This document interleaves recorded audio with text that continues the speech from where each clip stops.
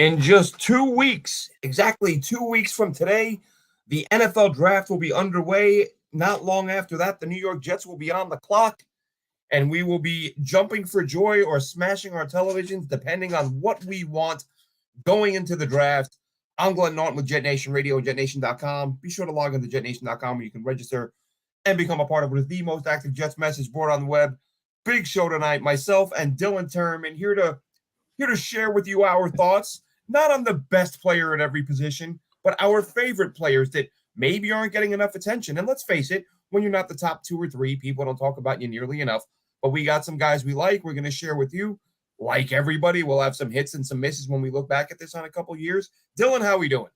I'm doing good, and I'm glad that you prefaced the entire show by saying that, because this is just a list of guys that we think we like at the position. It's not like our stamp of approval to take them at 10 or probably even 72 with some of these guys. I think that there are probably a lot of day three guys hidden in here, knowing how much you watch and how much I have watched. So I mean, it's going to be a fun list, but definitely not an endorsement of 10 or 72, but just our guys in general that we prefer. That's all. I have guys on here who I know will be day three. There might even be one or two guys who don't get drafted, but these are just guys that I've watched their game, and I think that guy's going to be a good player, not a superstar. Exactly. Some guys, big questions. They show like a glimmer of something, and there's a lot more you haven't seen, but you think, all right, I think he might be able to do that. So if a team gives him a shot, and if I'm right, he'll be a good player. If not, he won't. And we still get to keep our jobs. The GM who drafted him doesn't, but we're safe. So that's nice. That's the luxury of not getting fired for getting it wrong. Like the real guys do. Real quick though, before we get started, Dylan. Ashton Davis back on a 1-year deal. There it is. It was just the other day. There was Eric Allen sat down with Robert Saleh. I'm not sure if you caught this. They did a chat. Wasn't very long, short interview. And Saleh surprisingly kind of praised Ashton Davis and said, like, I know Ashton's watching. We want him back. Like, to me, like, I'm not saying he was begging, but he was putting it out there that, like, you got the impression they've made this guy an offer and they're waiting to hear back. Because you don't say that there's certain things you say about guys that are out. Oh, yeah, we like him. We'd like him back. All that stuff. You say that about everybody. But when you say, hey, dude, we'd like you back, and I know you're watching, so we'd love to have you, that to me sounds an awful lot like we're waiting to hear back from that guy, and we're hoping he comes back to us. Thoughts on his return? Yeah, and just to follow up on that, I think it was Connor Hughes said that the Jets basically had an offer extended, and they knew that he was looking at other opportunities, and then ultimately he decided to come back. I think it's probably just a 1-year deal. If I had to guess, they haven't. I think I thought it. What did they not say officially? They said one more year with Saleh and Ulbrich in the tweet, so I figured it's a 1-year deal. But that makes the most sense. But I'm just glad that he decided to run it back. I've been pounding the table for him. He's my guy.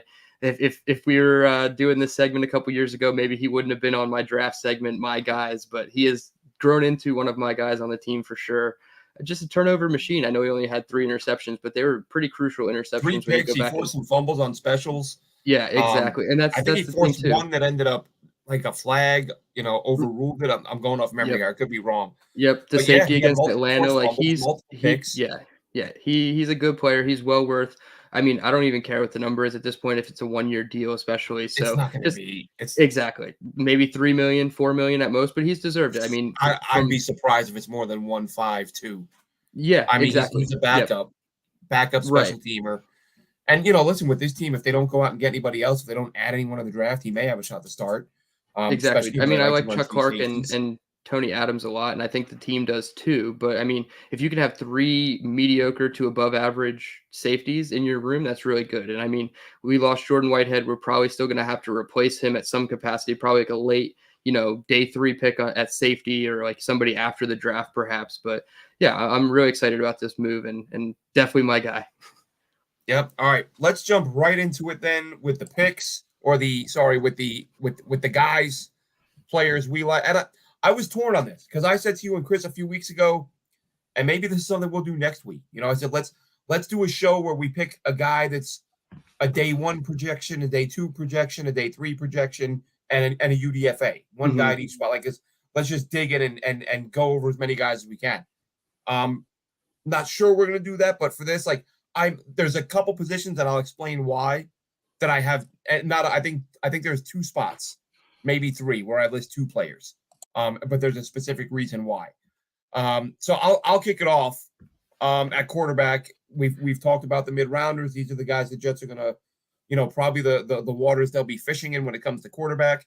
I didn't take one guy in particular because I know you're gonna take him. So I'm gonna go with the other guy who I'd be happy with either one. Give me Jordan Travis at quarterback. Major program, big time winner, protects the football, can play today's game as a mobile quarterback. Unfortunately, he was injured last year, led FSU to an undefeated season. But I like him a lot as a developmental guy. He's got a good enough arm. He's got great athleticism, good decision making. So give me Jordan Travis, in round sort of 3 and 4.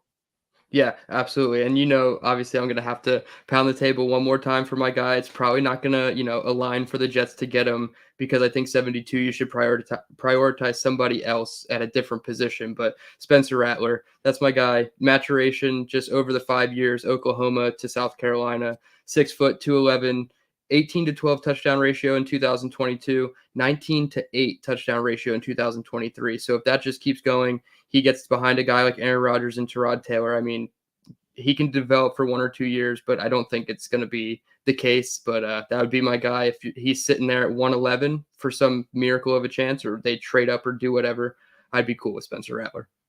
Yeah, it's funny. I was just having an exchange in the forums on JetNation where I'm telling you, if you're not in, especially this time of year, folks, crazy place. Yeah, great time to be in there. Mm-hmm. Mentioned Rattler a few minutes ago, or somebody said they didn't like him, they weren't impressed by him. I said you need to watch more. You haven't watched enough. Yep. And someone replied right away, he's terrible. Did nothing good. Leggett carried him. I'm like, dude, how many throws do you have to watch that guy make with a defender bearing down on him? And he's got the guts, man. He's got the. I said that was one of my biggest misses with Zach Wilson. Because Zach Wilson bailed so early in college. Actually, it did get worse when he got to the pros, to be honest, to be fair to him. But he didn't like hanging in there against pressure. Now that looked to get a little better last year, but who cares? They're moving on from him. But that was a big part of his game that I overlooked.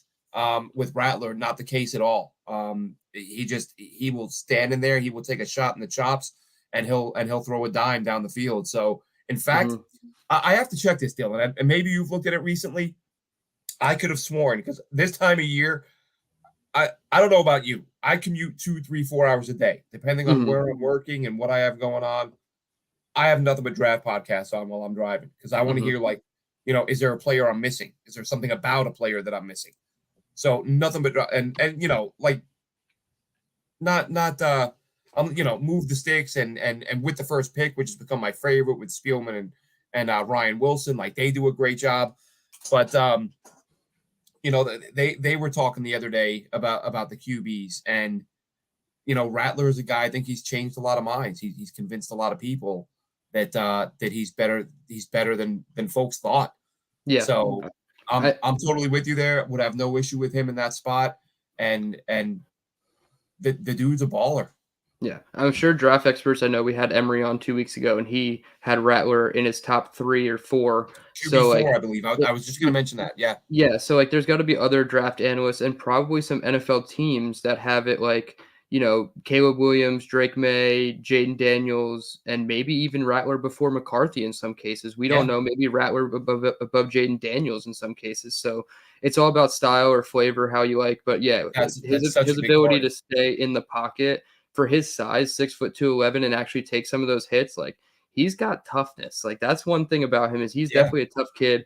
Obviously, the character concerns are a long way away from him. At least it appears on the outside. He's been touring. If you follow him on social media, he's doing a ton of media stuff, and that's really good for proving people that you aren't the same person that you were. So I think it's only going to help his draft stock. And day 2, probably early day 2, I could see where he falls, maybe 45 even. Yeah, that's the thing. I thought about him at 72, and now after watching him extensively, I'm like, he's not going to be there at 72. Yeah, he should be a top 50. I sidetracked myself. I took myself off my question, but I was about to ask you when I felt it was important to name every podcast I listened to. Sure. I've heard 2 different stats. I haven't looked the numbers up, but I've heard the other day, I heard Spencer Rattler had the best completion percentage in college football under pressure. Then a couple days later, I heard another show, and they said it was Bo Nix. Now, I don't know who number 1 is, But Okay. either way, what I saw from Spencer Rattler under pressure was beyond impressive. We Mhm. talk all the time about how, yeah, if you hit a quarterback, of course he's going to be, he's going to get rattled and he's going to be worse. That wasn't the case with him. Now, of course, yes, different ball game in the NFL, bigger, faster. I get all that. But of the prospects I've watched, I've not seen a guy make as many great throws under pressure as he. And he had Leggett, and that was about it. He didn't really Yeah. have as many guys Juice as Wells is okay, but yeah, I don't think he has like a full like complement of he weapons. doesn't have an Um, arsenal. Knicks had Troy Franklin, and I'm not going to say the SEC is a harder division than the Pac-12, but like the competition is a lot stiffer, and like you're playing, some pretty cutthroat teams, especially It is. defenses. There's a lot more defense in the SEC. Right. Pac-12 And games, 65, 64, and yeah, but the Pac-12, they hold their own. But yeah, yeah, exactly. there's The some good SEC players. is Don't get me wrong. yeah, and so he went from Oklahoma to the SEC and got better. Like that's a Yeah, good sign for him. So yeah, I'm all about him. Uh, and how we unfortunately, we're doing, probably not going to Wild? get him. So Yeah, well, that's the thing. It's when when this whole process started. Excuse me. And when I watched Rattler last year, I watched him in the opener this year against North Carolina. Thought he was great. yep. And then like sparing, like a couple little, a quarter here, a quarter there. But when I said when I messaged you the other day, that was the first time I sat down and said for the next, I'm about to watch 4 or 5 Spencer Rattler games back to back to Hmm. back to back, and I came away like wow. And I was Yep. like, I was thinking, would I take him at 111? He ain't gonna be there at 111. He's not Yeah. gonna be there in the 70s. I don't think. I think he's a top 50 guy.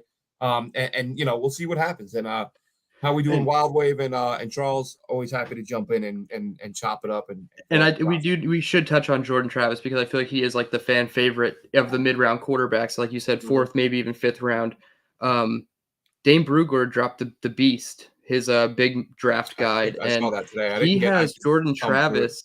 He has Jordan Travis between Joe Milton and Sam Hartman as QB Ooh, like 11. Like those guys to that me is are like borderline undraftable. Like I don't yeah. know if Those guys. I That's I don't think terrible. Jordan Travis is undraftable, but like That is that terrible.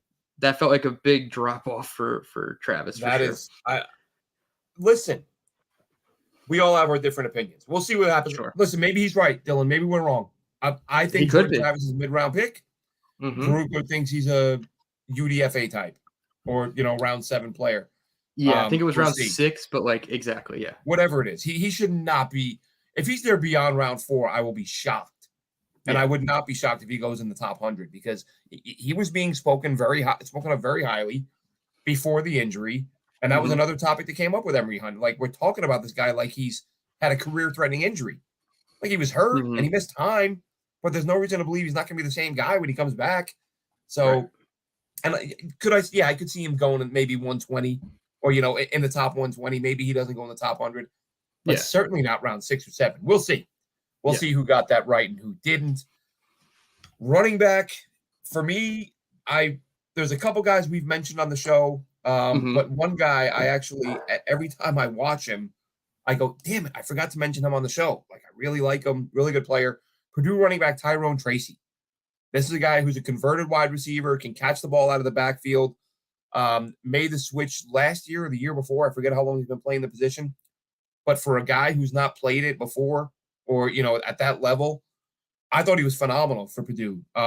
Explosive, elusive, really good hands out of the backfield. So as a day 3 guy, I would absolutely welcome that. And again, maybe the Jets don't take a back this year.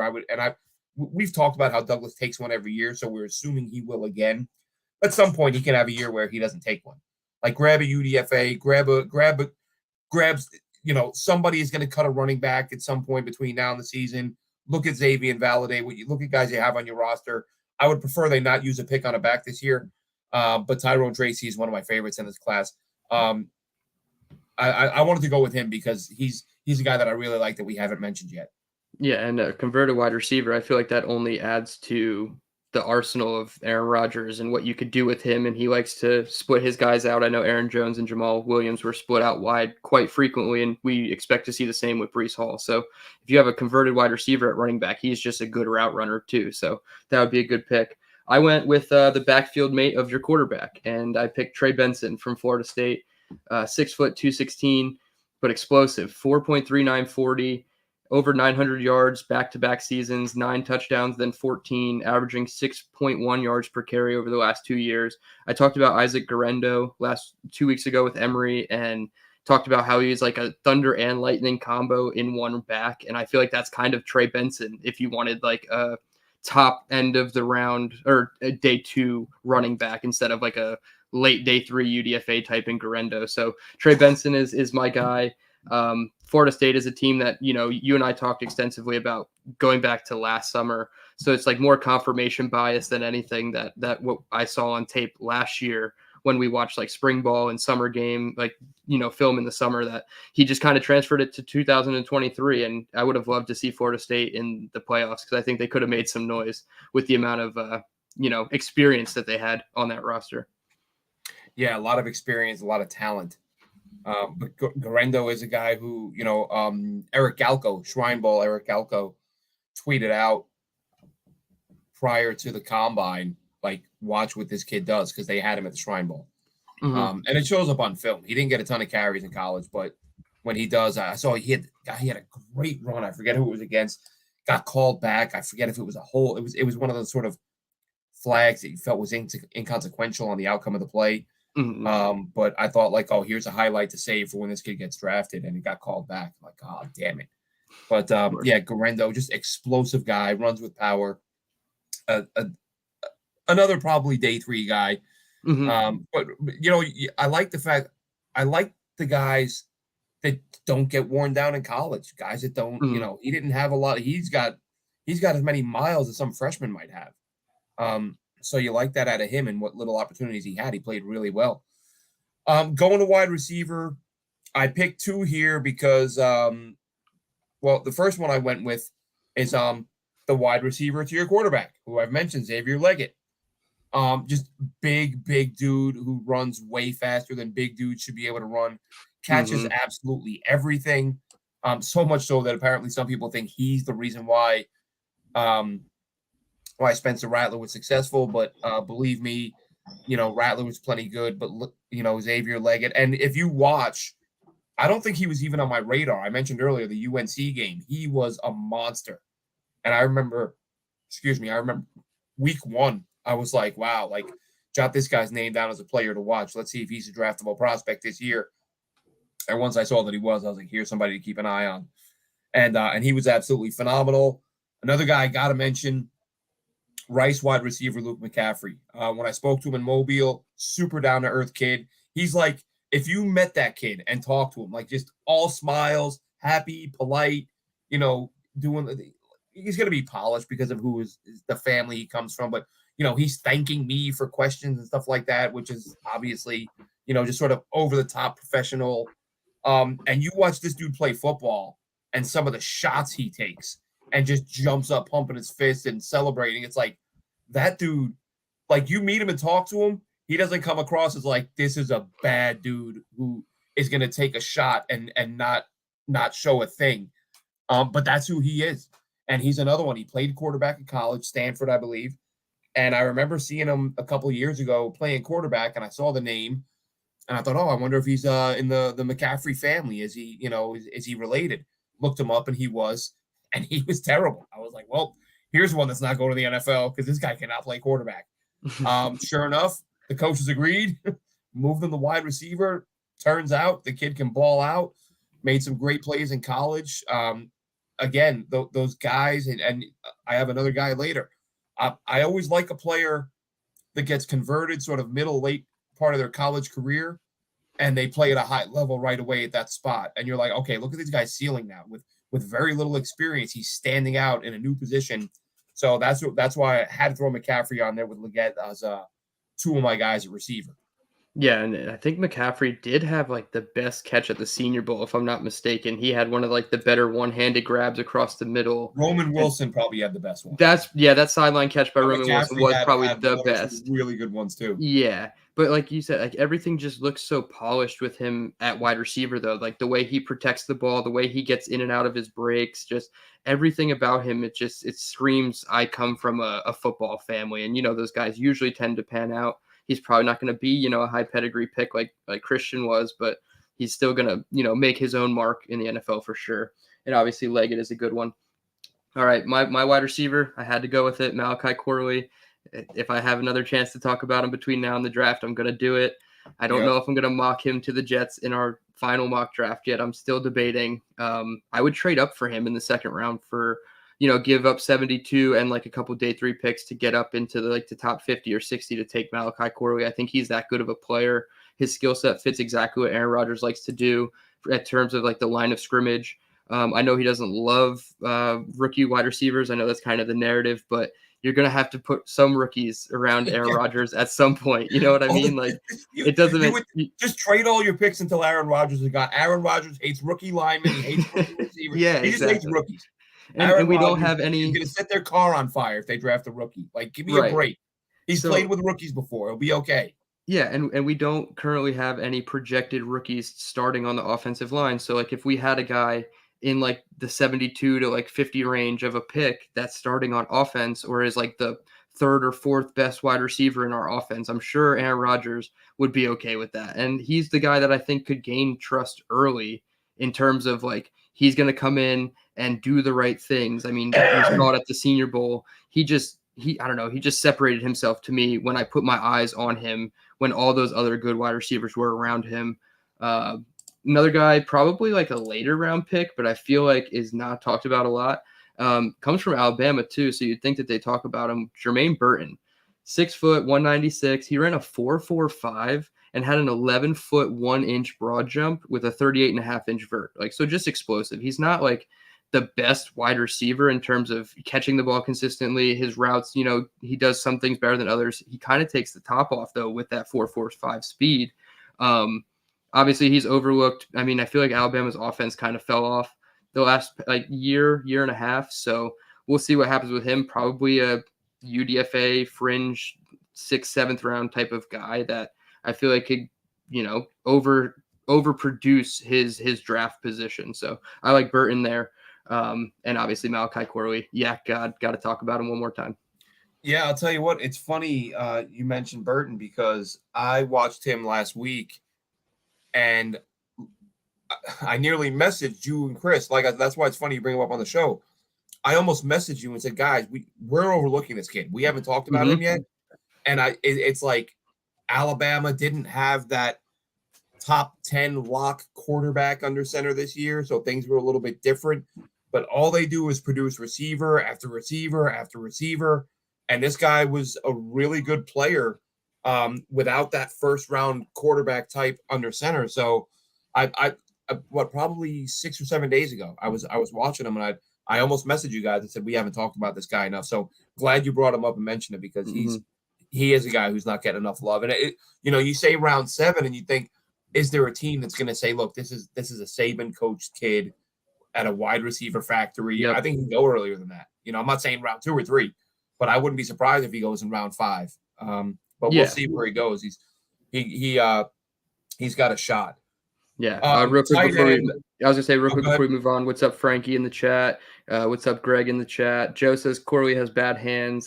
Didn't see that in Mobile when we were there in person. Maybe Glenn saw something different. I didn't see him have bad hands, and I didn't see him have bad hands on film. Yeah, I didn't see.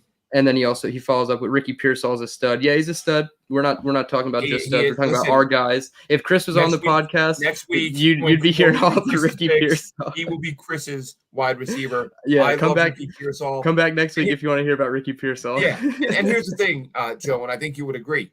There's like 20 receivers in this class that are going to be really good players, at least, or I should say, have the tools to be really good players. Behind the scenes stuff, commitment, work ethic. We don't know all that. Opportunity. We don't know what happens to a kid when he gets $5 million in his bank account. You know what I mean? All that can change. But in terms of what these guys do on the field, the attributes, with the combines, the pro days, you put it all together, and you're like, there's a lot of really good receivers in this class. Ricky Pearsall is one of them. He's one that's been on my radar for a couple seasons now. Yeah, I wanted to mention Jerry Rice's son. I mean, like, there's so many. There's so many. It's crazy. It's like I look at Lad McConkey, and I'm like, this guy would be going so much earlier. And not just him. I think I had the thought with him today because I was thinking of the nightmare scenario of that guy falling to the Chiefs at 32. And I'm like, a wide receiver that good has no business being taken at 32. but we're going to say that about a lot of guys. Mhm. Xavier Legette, who I mentioned a few minutes ago, like a lot of these receivers are just going to, and it's good for the Jets if they get it right. Don't be a John Idzik and draft 3 receivers and they all stink. If you can avoid that, draft a guy. I'm all for take one early, take one late. Give me a couple receivers in this class because there's so many good ones. Absolutely. Yeah. Moving on to tight end, I got to mention Brock Bowers, and I'm just leaving it at that. I'm Brock Bowers now. I'm getting to the point I don't like Brock Bowers because I'm talking about him so much, and I love the guy. Second favorite player in the draft behind Marvin Harrison Jr. Best player in this draft who will probably be on the board when the Jets pick. That's it. That's all I'm saying about Brock Bowers. Draft him and move on. But moving away and picking a lesser known, a guy that I liked that's not getting the love. We watched him at the Senior Bowl. He had a couple drops late. Like his first couple days, he was fine. Some drops on the final day. But A.J. Barner from Michigan. I think he might, I thought about Tip Raymond from Illinois. I thought about Brevin Spann-Ford from Minnesota. All 3 of these guys can block their asses off. They can catch the football. I think that Barner is a guy who, Raymond too, neither one of them had many opportunities to catch the football. And I'm not saying they're going to be 800 yards a year guys. I just think they can be more productive as receivers in the pros than they were in college, and both should be very good blockers. I think Barner and Spann-Ford are probably the 2 best blockers, but honestly, they can all block. But Barner, just something about Michigan tight ends, man, they must, they only, if you're a tight end from Michigan, you're not there if you can't block. All their guys can. And Barner was probably the best of them. So, yeah, I was choosing between those 3, landed on Barner. I think that he's a guy who, again, one of those guys that can be more productive as he moves forward in his career. Could be a day 3 guy. I mean, he will get drafted, but he won't go early, but I think he can still be a really good player. I just want to state for the record that at 7:01 p.m. on April 11th, Glenn developed prospect fatigue for Brock Bowers. I think obviously if I had it's not even it's tired of talking about it. Yeah, exactly. I still love him as a prospect. Of course. I'm not looking for things to not like. But exactly. And I think that happens a lot when you love somebody or you like it's just such a easy fit for the team too that it just makes too much sense that once you like the idea, you don't want to, be a one-track mind, but you just keep coming back to it. We all have our opinions in the first round, but it makes the most sense. I feel like I keep it civil on Twitter. Yes. I might get a little bit snarky from time to time, but largely with Bowers, it's because I've yet to hear a valid argument against the pick in terms of what he brings. And that's we don't need another tight end. He plays the slot a ton. We have Conklin. They can play together at the same time. We don't need this. He doesn't do that. He doesn't bring it. Every single argument I hear, but look at Michael Pitts. He's not Michael Pitts. Look at this tight end. He's not that tight end. He's too small. He's the same height and 2 pounds less than Sam Laporta, who everyone just raved about all year. He can't block. Yes, he can. Now, all of a sudden, the guy has to be Orlando Pace to be able to be considered a good. He blocks a lot better than some of the tight ends we watch on a weekly basis in this league. So now there are arguments to be made for a tackle, and I get that. I just feel like the position the Jets have put themselves in and needing to win now, and the depth of tackle in the class, I think he makes the most sense. The worst one, though, here's the worst one, Dylan. I've heard people say you don't take him because you have Ruckert and Yeboah. Love it. My response to that is, well, then don't take Joe Alt because you have Max Mitchell and Carter Warren. Right. None of these guys are going to be in the same stratosphere as Bowers. 10 seconds ago, I said I wasn't talking about Brock Bowers anymore. Here we are. That's your fault. It is my fault. But no, seriously, if you're running 11 personnel week 1 and Mike Williams isn't healthy, you have Garrett and Lazard on the outside. Yeah, and it's a probability more so than a possibility, I think. So you have Garrett and Lazard on the outside. Hide your eyes. The right side is going to be sketchy for a little bit, but with Rodgers, you hope that there's obvious improvement. You have Conklin in line attached to the formation, and then you have Brock in the slot. It's 11, but it's 12 personnel. You look like the Buffalo Bills. The Buffalo Bills killed it with Dawson Knox and Dalton Kincaid. I don't see how that's a negative in any perspective if you get a pass catcher who's going to put up the production that a Brock Bowers would. Before I get into my tight end, the Wild Wave did ask me a question. He said we are trading up for Harrison or Neighbors at 5. And I mean, I would love that. That's my dream. I don't think we have enough draft capital to do it.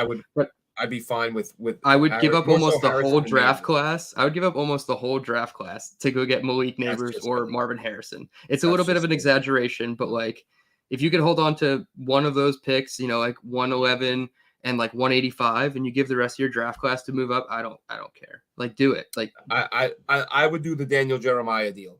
I didn't see that. 10 and next year's 2 to move up to 5. Oh yeah, yeah. Next year's picks, yeah, absolutely. Next year's 2, you keep your 1, you get Harrison.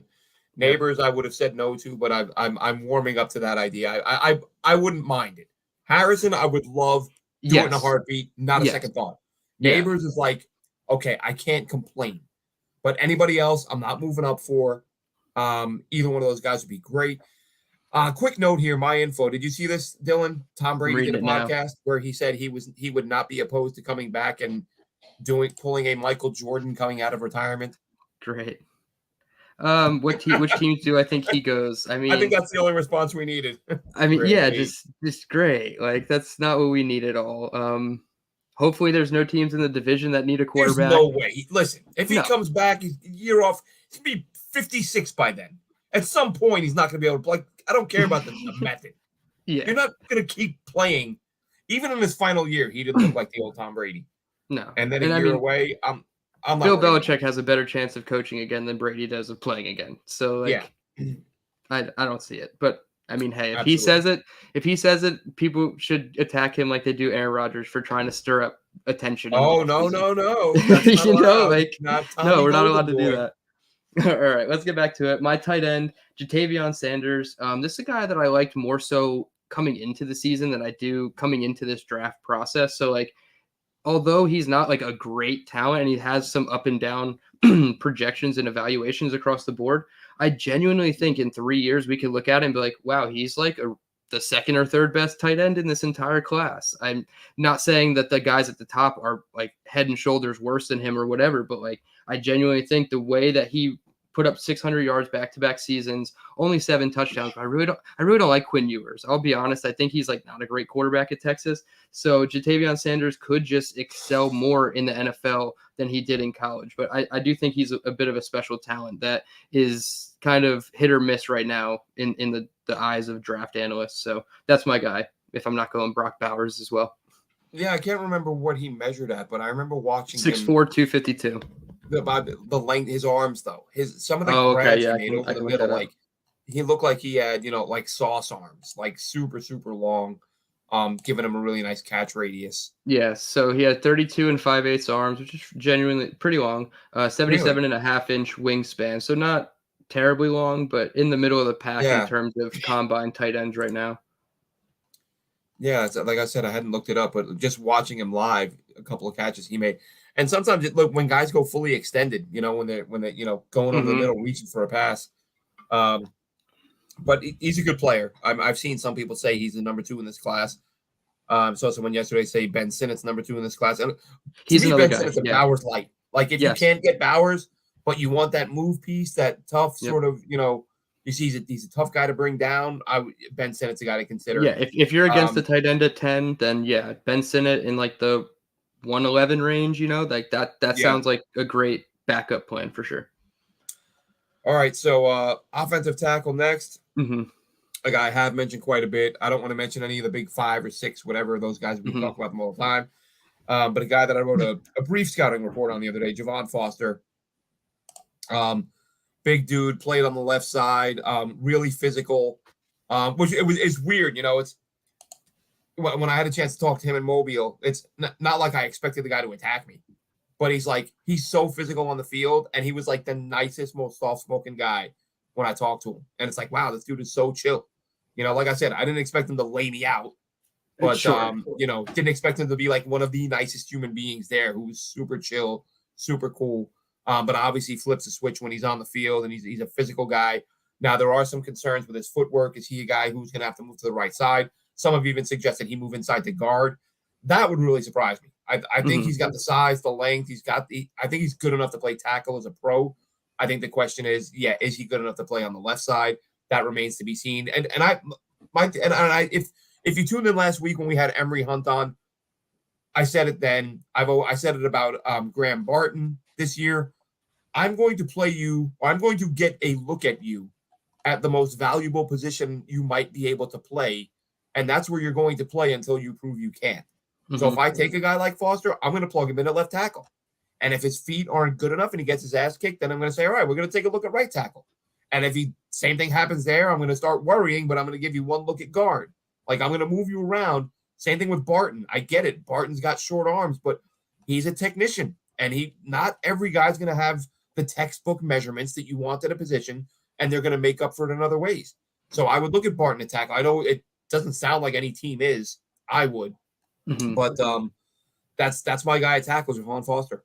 Yeah, Foster, 35-inch arms. I mean, the threshold, I believe, is like 33 and a half, 34. Yeah. So, like, if that's the measurement for some teams, I mean, he obviously meets the length threshold.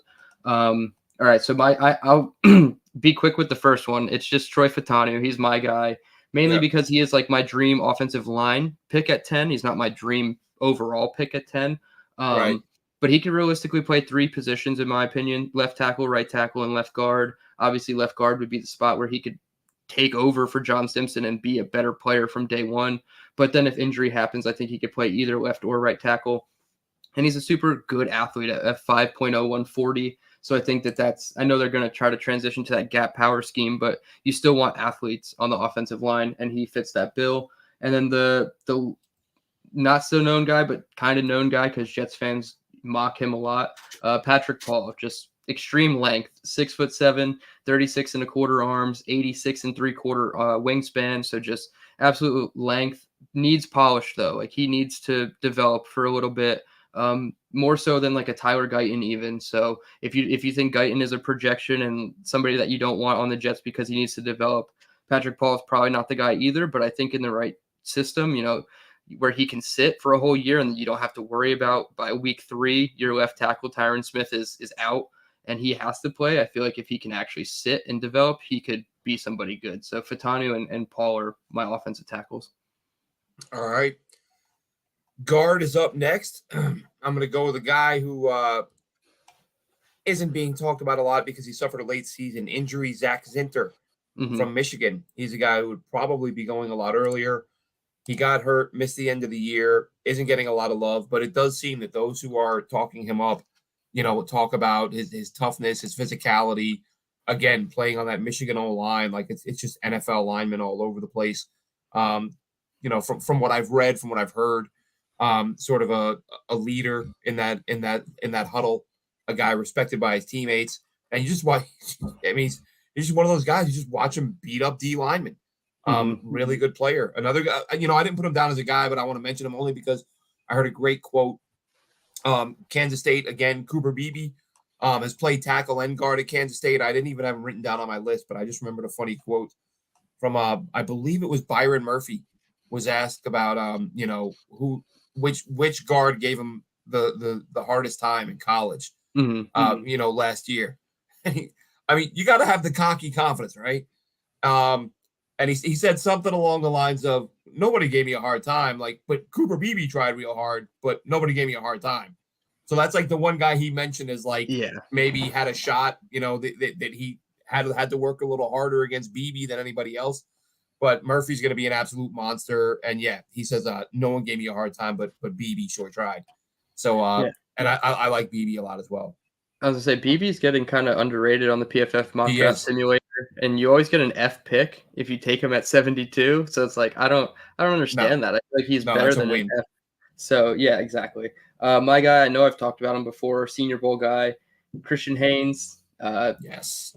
I go back to him telling Justin Jefferson to go to church. Like, it's just that type of mentality where he was so calm in the moment, got his helmet ripped off and thrown across the practice field, went and picked it up, just said, hey, go to church, man. And just went back. And I don't know, something about that just screamed professionalism to me. Coming out of UConn, you don't expect guys to be high draft picks usually. And he's easily now a day 2 pick, in my opinion. Absolutely. 6'2", 318 with an 80 and 3/8 wingspan. So he has good length, but yeah, maybe does need a little bit more polishing, but if he's your swing guard, absolutely. And I think at 72, if he's there, it's like a run the card up type of pick, depending on what you do at 10. Say you take Bowers or a Dunze at 10, and you want to go back into the offensive line well in round 3, Christian Haynes could be there for the taking at 72. Yeah, and he's a guy, if you remember, Dylan, they worked him in at center too, where I think a lot of teams feel like he'd be able to play. Mm-hmm. So Yeah. I was going to go to an online mock. Who had a this is Sporting News. Just I saw this pop up a few hours ago, and I can't recall. I want to see where they have him going. We should start looking these guys up. Yeah. That's funny. You just said if he's there at 72, you grab him. This is I don't know. It's Sporting News. I don't know who wrote it, who it's from. Mm-hmm. Christian Haynes to the Detroit Lions at 73 overall. Oh wow, who did we take at 72? Does it say? Or it ain't happening, man. Max. No, Melton. I know. Oh really? You're not taking a spoiler alert. Man, if they take a corner that early, I mean, I guess if we're gonna follow the tackle logic that they may not use him this year, but they'll need one next year. I guess DJ Reed's gonna be. Let's just draft a bunch of guys that can play next year. Yep. Let's get like 15 picks and just draft 15 2025 starters, and we'll worry about 2024. So this year doesn't matter. There's no. Why is everybody in such a rush for? What's the sense of urgency? Let's draft guys who are going to start years from now, decades even. Yeah. If they take now you take a corner later on, fine. Sure. You know, round 6, 7, that's for like the developmental, experimental, traits based, all that stuff.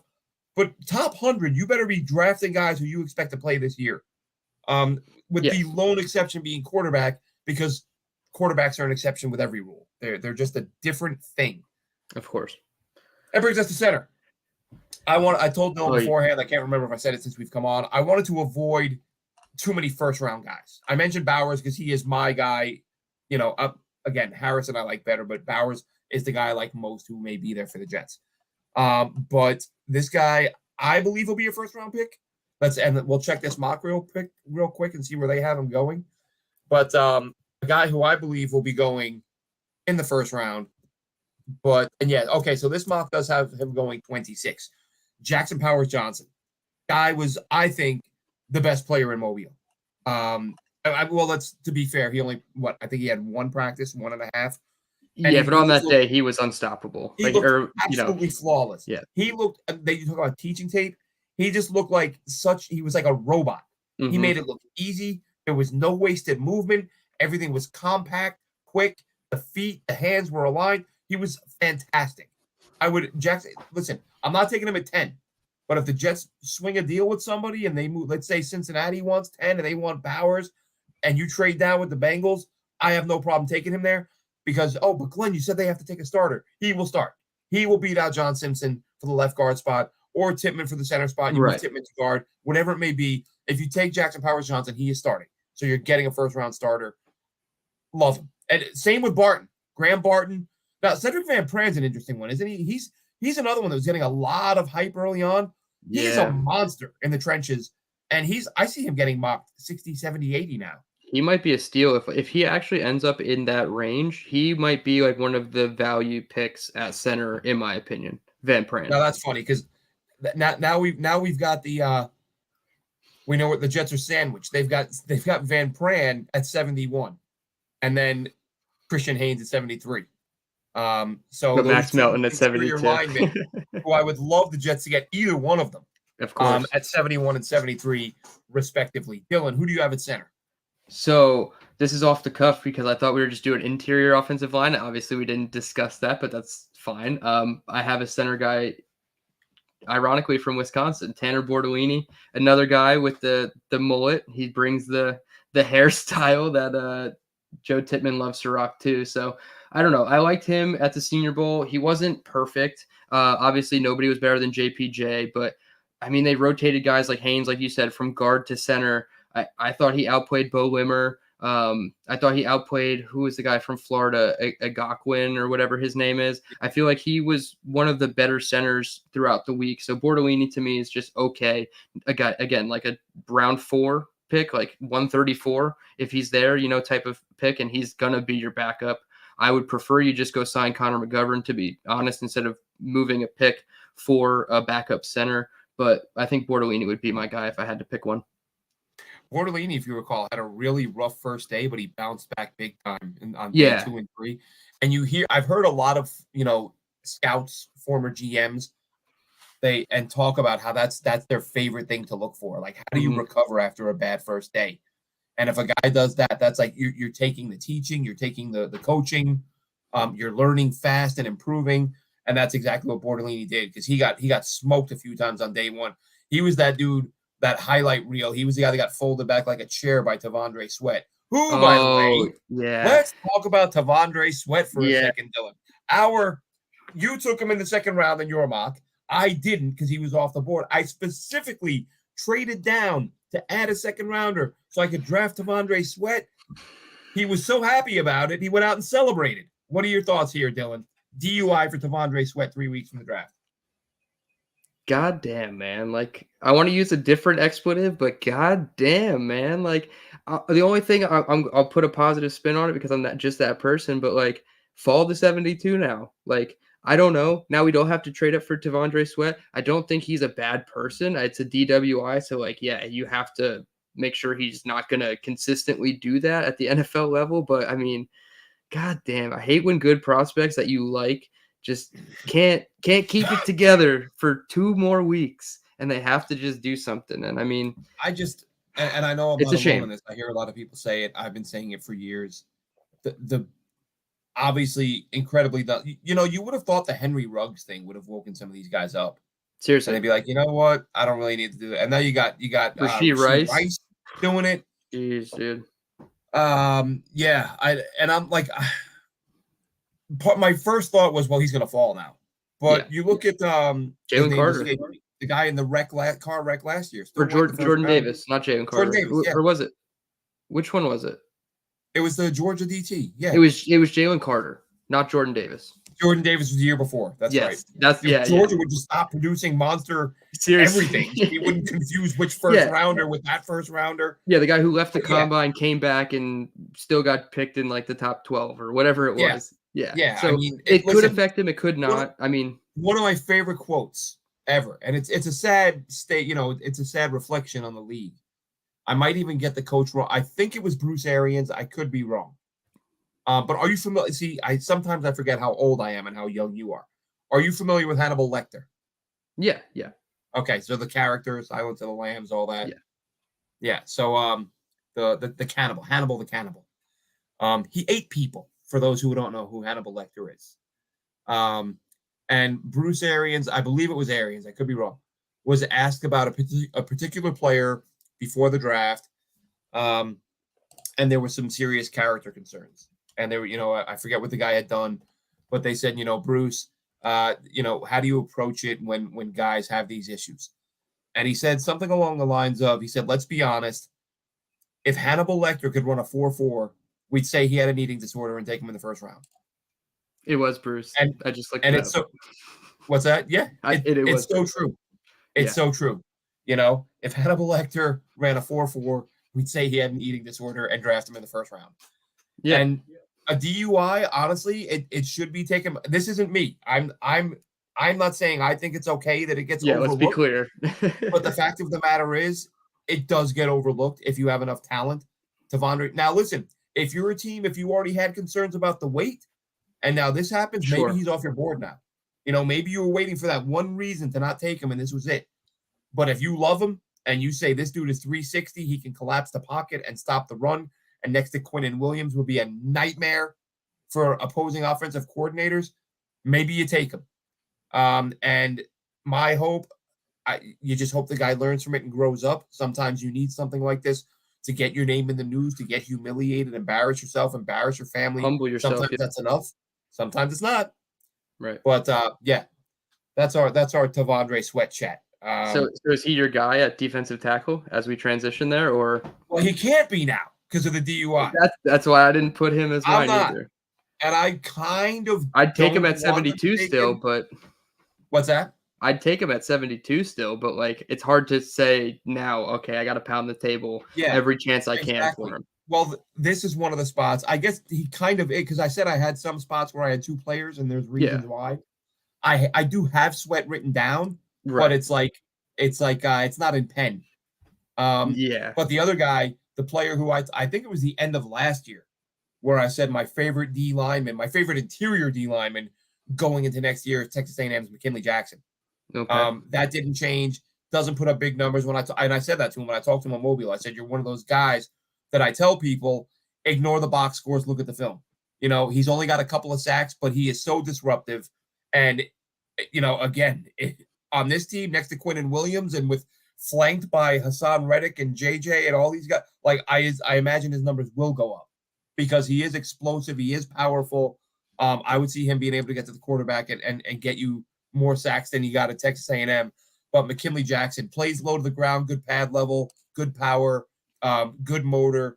I would take McKinley Jackson for sure. Yeah, 6'1", 330. I think we can use some guys like that. I believe that was another quote that Salah said about size on the defensive line and not having a ton of players over 320, but Quinnen is one of them. And I mean, if you added another one in like a McKinley Jackson type of player, I think that would fit well. My interior defensive lineman, if it's not Tavondre Sweat, is Dwayne Carter from Duke, a 5-year player, 4-year starter. I thought this was funny. I said it to you in the pre-show. I thought like just looking at his Pro Football Reference numbers over the last 4 years, 7 forced fumbles, 4 fumble recoveries, and 2 touchdowns. So this guy he's all over the ball on the defensive line, 12 career sacks, 24 and a half tackles for loss. And like I said, 5-year player. So he has experience. He's obviously an older player. So you're probably not going to prioritize him over some of the other players at the position. But if he's there at like 111, 134 when you're picking, I think that's a great range for him. And again, like just another productive type of player to put next to Quinnen and just add to the rotation that we know they're going to want to add to. They're not going to go into the season with what they currently have. Yeah, because they added 2 DTs. Like I Fotu wondered that. Like I don't know what the contract is for Fotu, but like if they added, he's the X factor. Yeah, he could be gone. He might not make the 53 I was man. just gonna say he could be this year's version of Cologne. Yeah, The exactly. guard they brought in as a free agent, low money, and didn't make the team. Yeah, because I was having this exact thought today about taking a DT, and I'm like, are they going to be crowded at DT? And then I thought, well, you know what? They did it last year. They Yep. signed a lineman, cheap lineman, offensive lineman, and just kind of as the season got closer, and he just didn't make the team. And exactly. it's not like you've committed, 6, 7, 8 million to this guy. So Kinlaw is going to make it with his money. Yeah, and I'll tell you, Solomon he's would the probably guy. make it. So What's that? Solomon is probably going to make it just because he's a coach favorite. So yeah, I would imagine. Yeah, but I think that Fotu's making 2.5 and Solomon's making 3.25. So and what are they guaranteed? What's the guaranteed portion? Let's see. Oh wait, this is Solomon's contract. Are you on over the cap? Just take a look at what the hits would be. Yeah, I was gonna say this is Solomon's contract with the Raiders. So he's on a 3-year deal or 3 salary cap is $3 million and his guarantees right here 1.75. So I'm sure what's his name has way less guarantees than that. Fotu. Let me see. Let me pull it up. Guarantees are $1 million at signing, 220 roster for a 2.3 cap hit. So yeah, Fotu would be the guy. And I don't think he has any void years either. Yeah, it's just a simple 1-year deal, 1.1 signing bonus. Yeah, there's no way that if they cut him at the end of the season, anybody should care because Tavondre Sweat, if he's the guy, like nobody's going to care that Leki Fotu doesn't make the team because we have Tavondre Sweat. Yeah, he's I think that even though they brought these guys in, taking a couple million cap hit isn't going to be a huge deal. And Cologne was a great drawback because that is important because people were excited when they signed him and they were like, oh, a backup center, he's going to make the team. He made my 53-man projection every single time. I thought he was going to make it. I thought he was a lock. And then, yeah. And there was actually talk. There was talk. It was him and I think one other player. There were reports that the only reason he got announced as a cut, he was one of the last guys to be announced, that there were supposedly teams interested in giving up a pick for him. Right. And that didn't materialize, so the Jets let him go, and he ended up with Arizona.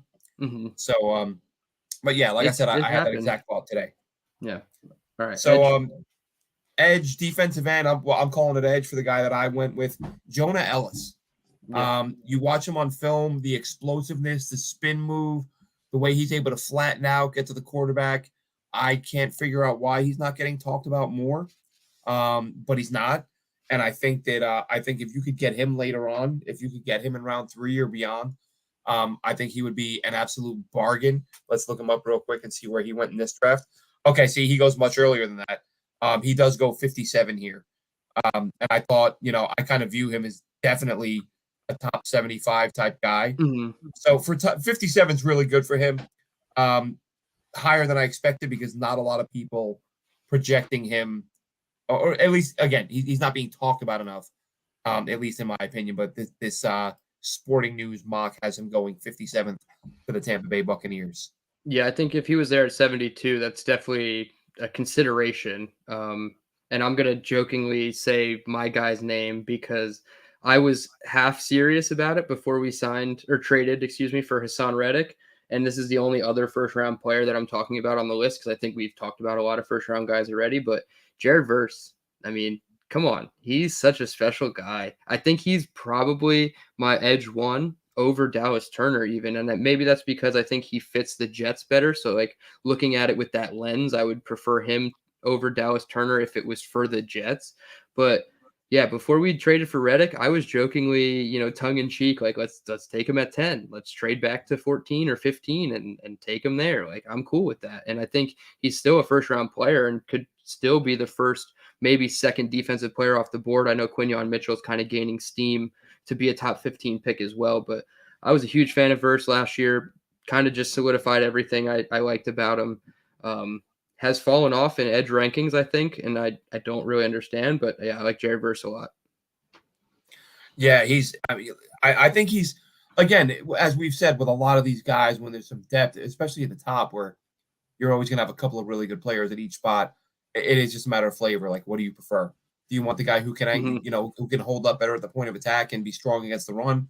Or are you saying, screw that, we just want the guy who can beat the blocker and pressure the quarterback, and stuff like that. It's all. I don't think you're alone in having Verse at the top of your list. I would expect a lot of other folks to have that being the case. Linebacker. I went with 2 because I was like, oh, do I go inside, outside? Today's games, these guys are so versatile. They move around so much. I didn't want to pick this guy because I think you might. I think Peyton Wilson. Yeah. I mean, only reason I got to go with him, and I think I have the tweets. Like, I've been tweeting about him for 3 years now, I believe. And I know you picked him last year on one of our shows as one of your guys to watch. And it's funny, oddly enough, I became familiar with him a few years ago. Really good friend of mine is a huge NC State fan. Mm-hmm. And we were talking college football, and NC State was really struggling. And he said, oh, like, we're having a really hard time like that right now. We lost our best player for the year, Peyton Wilson. And I said, oh, so I kind of jotted his name down. I looked up some of his games from the previous year. And I was like, Jesus, this guy can move. Like, I think I tweeted out that he's got to settle down. He had a play where he had a dude wrapped up and, like, well after the whistle, like, combo suplex body slam the guy for a flag. And I'm like, I got to reel that in a little bit. But that was a couple of years ago. Stuff like that doesn't show up since then. But yeah, watched him a ton last year. Watched him a ton. I think it was last year when he came back from the injury, and one of the first games I turned on that he was playing in. So I'm down on the field getting carried off, and I thought, oh, that's it. And then he was back a few plays later. So he's had some major injuries, but he's strung together a couple of injury-free years now, which is a key. Like, people might say, like, oh, Glenn, you always say you can't take these guys with red flags and injury histories. I feel like once you play 2 full seasons injury-free, that you're a little bit more willing to do that. And again, I'm not saying the Jets are taking. I was watching.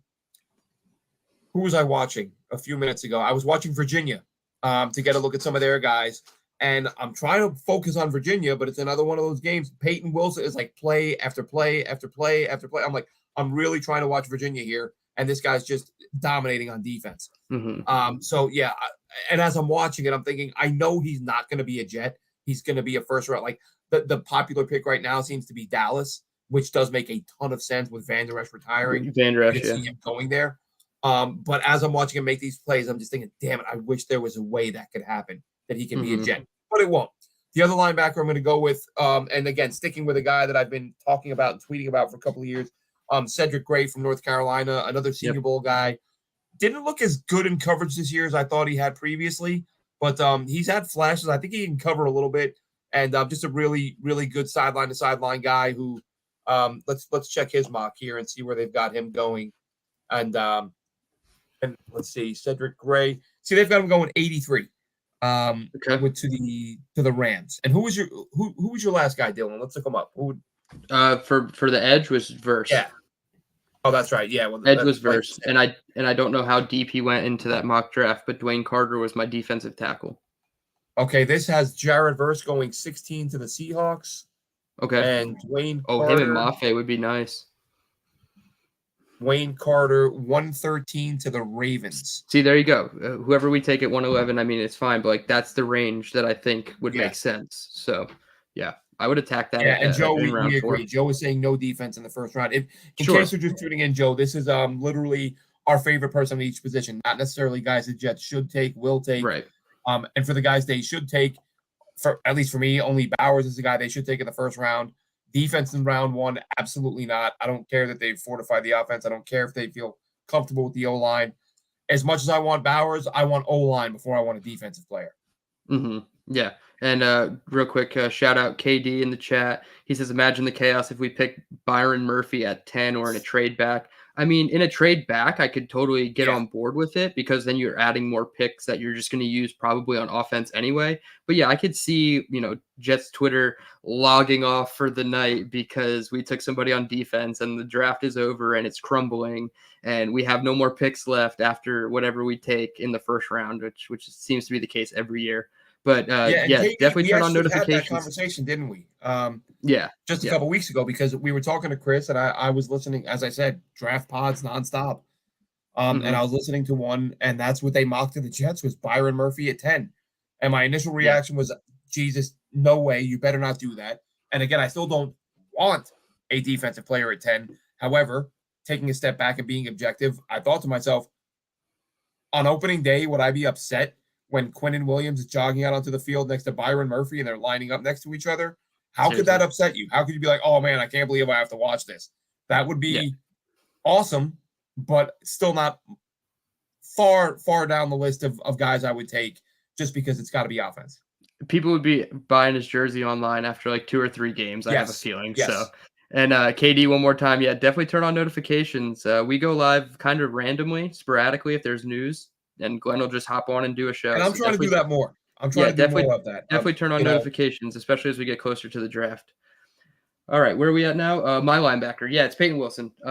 I think he's probably close to linebacker 1 in my rankings. Yeah. Just a cerebral player. I mean, goes off instincts. He mentioned it at the Senior Bowl. Like, he plays every play like it's his last play because of his injuries. And that's a player that you want who's going to just not put their life on the line, but put their body on the line and make a play. And like you said, gets carried off the field, comes back a couple plays later. I remember watching pretty much those games too. I'm like, all right, so he didn't play for like this chunk of the season, so he must have been injured. So I watched him pre-injury, watched the game where he got hurt.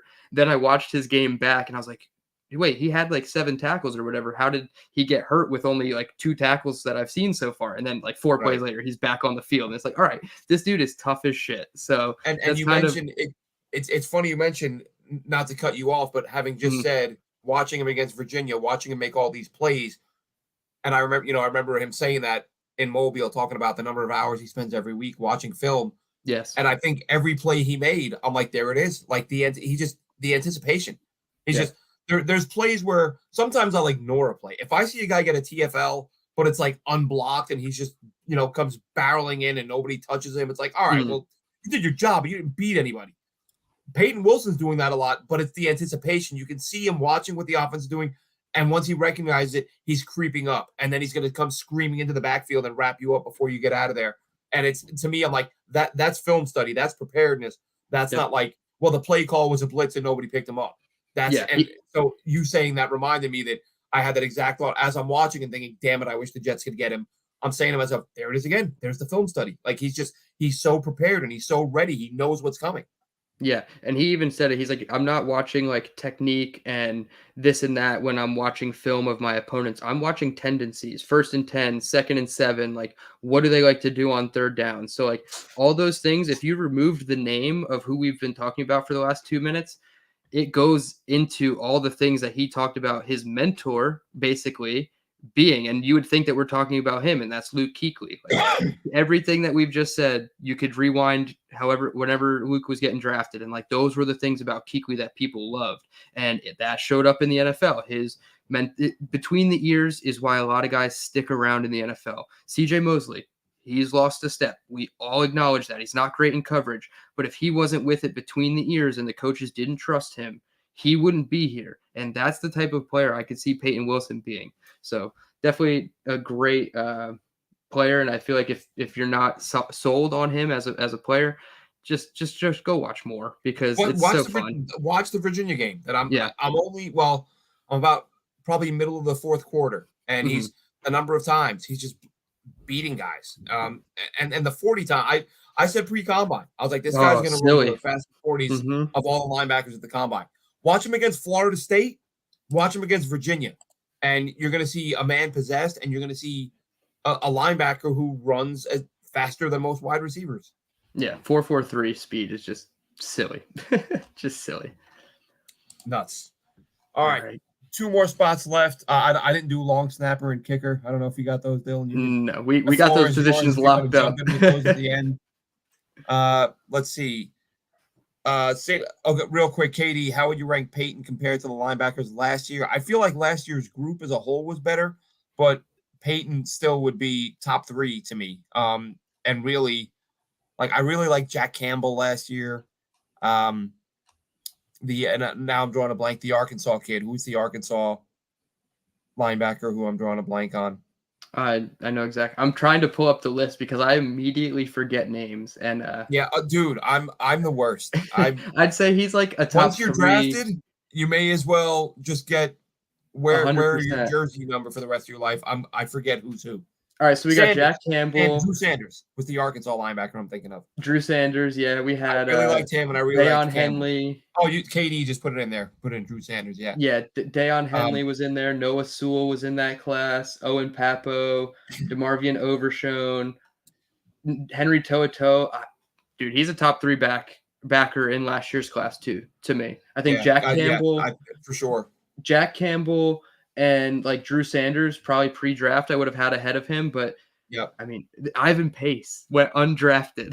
Like Listen, I'll never don't get me understand. started on Ivan Pace again. I saw his name and I just kind of got triggered. Me and Chris throw things when you talk about not drafting Ivan Pace and then not signing him as a undrafted free agent. Right.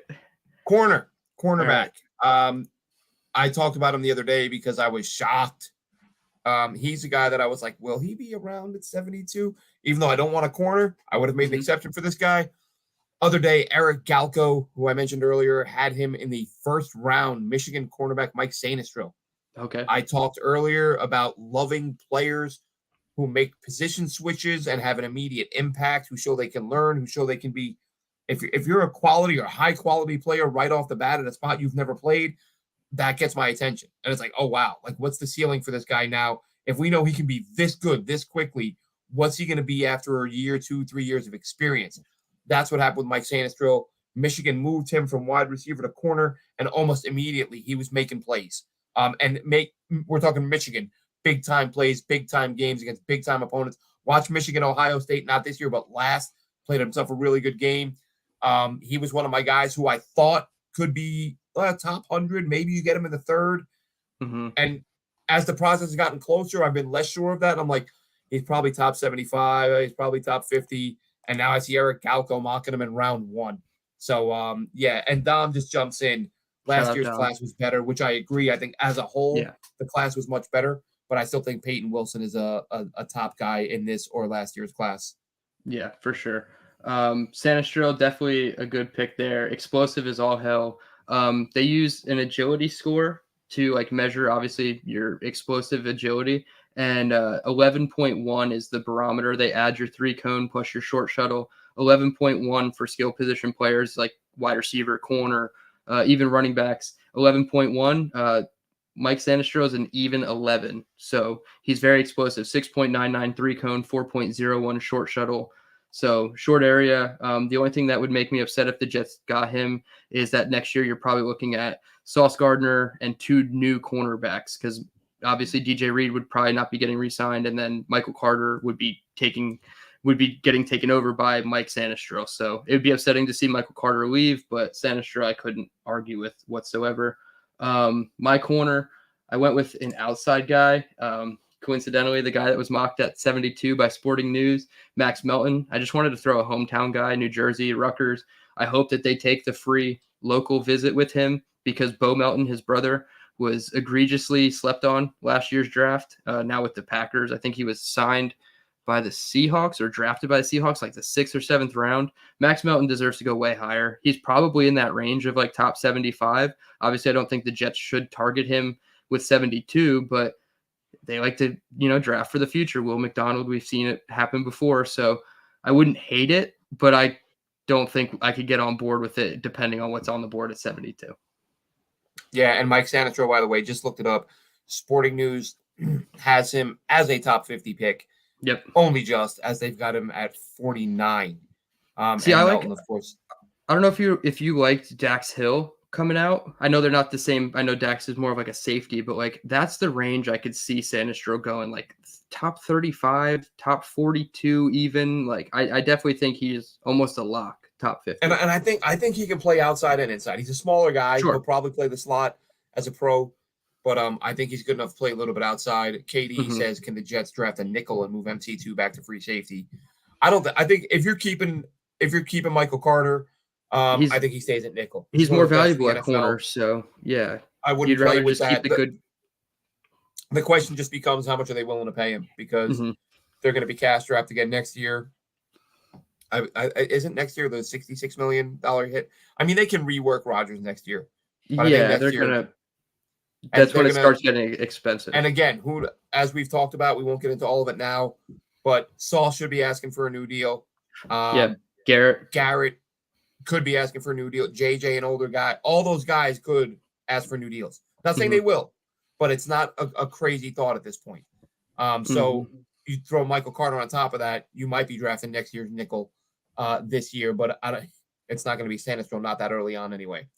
For me, last guy, safety, fell in love with this dude last year. Another one I had an opportunity to speak to in Mobile.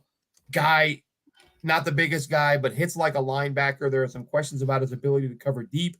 I think he can, but he just wasn't asked to all that much. Give me Wake Forest safety Malik Mustafa. Like I said, I tweeted out, it was early last season, mid last season, kind of like, here's a guy that I'm going to be keeping a close eye on next year. Thought he did a really nice job. Again, not asked to cover a whole lot deep, so I was curious. I wanted to see that 40 time at his pro day. I believe he ran a 4.45, so he showed that he can, he showed that he can cover a lot of ground.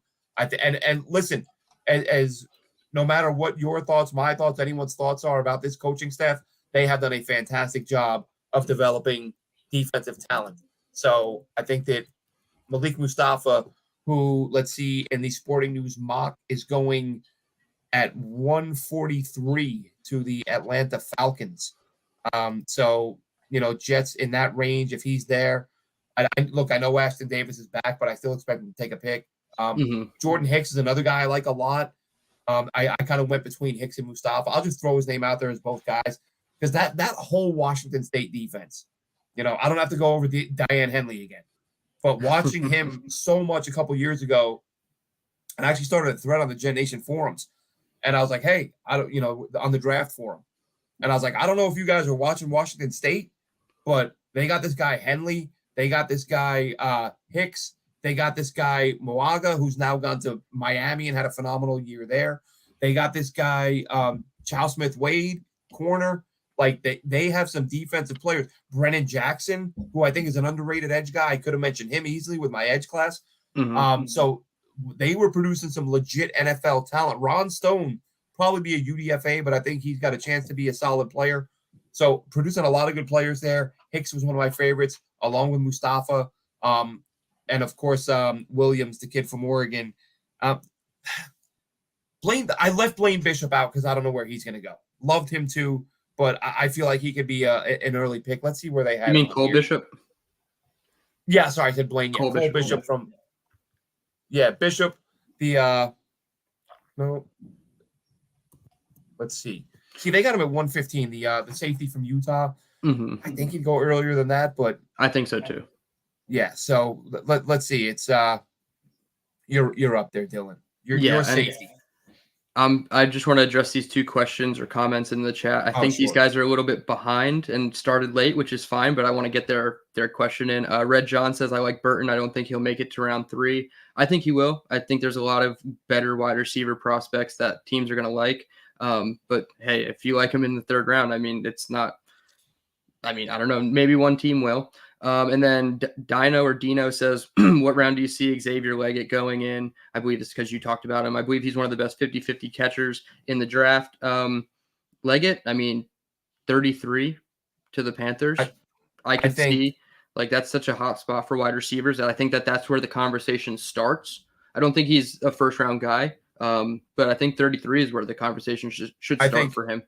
I'm giving myself a big buffer zone here, but I just only because, as I've mentioned earlier, so many good receivers. It's as we said with a lot of positions. It's what do you prefer? What are you looking for? Teams that are receiver needy. Maybe they're looking for that smaller, quicker, Jacob Cowing type. Who I don't think Cowing will go before Leggett, but you know what I mean. Like a lot of guys bring a much different skill set. If Leggett is what you're looking for and you're in the top 50, I think he goes top 50. And I could see him going, top of round 2. Absolutely. He is great 50-50 guy. Roma Odunze, Roma Odunze, almost too good of a 50-50 guy. Like so many of his plays come with a defender in his hip pocket that I'm like, is he going to be able to do that consistently in the NFL? It's just, it feels like every other catch with him is amazing, but it's also like at some point I want to see you break away more. I want to see more separation. But Jalen Polk, like I don't know what's in the water at Washington, but the number of receivers, the number of plays you see where these guys are winning jump balls time and again and again and again. I don't know. We'll see how Odunze pans out. But yeah, I think Leggett is another one of those guys who wins a lot of jump balls, as there are a few in this class. But yeah, I could see him going. Like I said, I think he's a lock to go top 50. And I could see him going. Where you said Dylan let's completely derail the safety talk real quick and play a little game with Xavier Leggett. I'll throw out some names and you tell me if you would draft Leggett before this wide receiver. I think they're kind of in that same tier. Javon Baker, UCF. I take Leggett first. Keon Coleman, Florida State. That's a tough one. I like both of them a lot. Okay. Give me Leggett. Or Leggett. I think he's Troy Franklin from Oregon. Troy Franklin from Oregon. Oh, Leggett for sure. Franklin's explosive, but not the strongest guy. Like Leggett's his combination of size, speed, power, like makes him a guy that can run you over after the catch too. If there's defenders in the area. Adonai Mitchell, Texas. I'm going with Leggett because I feel like, and you know what? I'm going to be honest here. Mitchell, from what I've seen, I loved, but I was again listening to this. I think it was the Rick Spielman, the former Vikings GM, and they were talking about him. And I shouldn't even say that because it may not have been, but one of the former scouts was saying it's not consistent enough. Like one day, AD Mitchell looks like he's unstoppable, and then I'll have a couple of games where you're like, did he play today? Not really the case with Leggett. And I think that's it. And I think if you just look at his production, and we've talked, you said you're not a big Quinn Ewers guy. I don't think he's all that great either. Maybe that played into it. But I feel like for his skill set, his production should be a lot more than what it was. I don't know if it's an effort thing. I don't know. I'm not saying he's not busting his ass out there, but I feel like his results should be better than what they are based on what his talent is. Right. 3 more names. I'll package them all together because would move on to safety. Ricky Pearsall, Jalen Polk, and Devontae Walker. I would take him and Pearsall. I'm going to say is a draw. I take either one. Yeah. Polk. I like Polk. Like I said, I was watching Odunze, and I'm like, why aren't more people talking about Polk? Yeah. I think they have 3 studs with McMillan too. Yeah. I would take Leggett, and who was the last one? Devontae Walker. Only because Walker. We saw like the worst version of Tez That's the Walker in thing. Mobile, Like, and it's kind of like stuck with us I've for said I'm sure. not holding that against him because I can't take a year and literally less than a year because of the The reinstatement whole stuff. thing, yeah. Yeah, but I can't take all I saw from him on the field on game day and have that be wiped out by a couple bad days in Mobile. Mhm. So I still like him a lot. I mentioned him the other day on someone else's show as a possibility at 72. Yep. But I'd be happy with either one, but I would take Leggett. Like I said, I think I'd take him over. Pearsall's the only guy I might take over him. Yeah. So of the names that we've mentioned in that tier, it seems like Leggett is at the very high end of that. So, like I said, early round 2, you're looking at Leggett being taken off the board Yeah. compared to some of those names. So, yeah, I definitely think that's a good discussion because Leggett is definitely a guy. All right, my safety, and then we can wrap it up. Tyke Smith from Georgia, kind of a versatile corner. He played a lot of slot. They call the star position at Georgia. Yeah, 5-year total player, West Virginia and Georgia, 212 career tackles, 21 and a half tackles for loss, and 5 sacks. So if you're coming off the nickel or like coming down from a safety in the box and you're blitzing at that heavy of a rate, that's really impressive to get 5 sacks and 21 and a half tackles for loss. Again, I didn't watch a ton of him in 2023, but going back to what I knew about him last year, playing the slot, everybody has him listed as a safety now. So I would assume that's kind of the projection is he's going to play safety more so than nickel. I just think he's criminally underrated in PFF mocks. He's like consistently there at pick 185. I don't know. I feel like he's got to be a top 100 player. I know like I don't want to say the worst of the draftable prospects in his defensive back room at Georgia, but that's kind of the way it is, and he's getting overlooked. What's his name? Javon Bullard, I believe, is the other safety there. So like he's getting a lot of love. But yeah, Tyke Smith is my guy. Versatility replaces the Jordan Whitehead. Maybe not a 1-for-1 match, but somebody you could throw a dart pick at and high pedigree college at least.